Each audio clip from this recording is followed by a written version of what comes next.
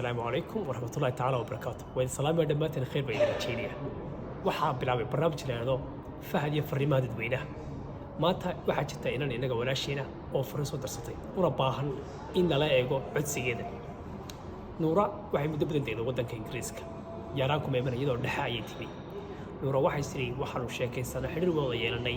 wiil degan wadamada yurub mid ka mid ah weydiiday waddanka inay sheegto marka waxay tiri muddo badan wada xiriir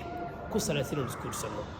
waqti badan waa wada qaadanay oo badan inaan iska barno Instagram-ka iyo waliba Facebook-ka waqti badan wada sheekaysanaynay jacayl buu ii soo bandhigay waan ka aqbalay muddo sheekaysanaynay wuxuuna ahaa qof aan runtii aad ugu kalsoonahay anigu nafteeda dhan waa wada dhiibay waana aad ugu kalsoonahay isagoo saas le kalsooni badan buu iga qabay markii sheekadu ay soo dhawaatay aanu dabcan inaan isguursano ayuu igu yidhi waqti xaadirkan diyaar miyihi waxbaa iga qabiya waxaan rabay intay waxay hagaagayaan inaad ii timaado oo aynu samayno saaxiibtinimo guurkana dumar ka saxibtinimo ayaa codsanaya waxaad tiri arrintaas wuxuu noqday arrin aad iyo mucjiso igu noqotay aad ugu fakaro wax weyn iga soo maraan waxaad tiri inanka xiriirkii baan u jaray in muddaa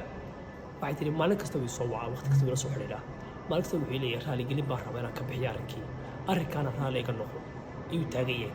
laakiin ninkan aan la xidhiidhayo aanu xidhiirka badan naga wada dhexeeyey runtii markaan laba arrinba uu leeyahay waxaad tiri waa nin aad u been badan aadna u khiyaamo badan laakiin waxay tahay waxaan ugu hadhi karay waa wiil aad u qurux badan aad iyo aad u qurux badan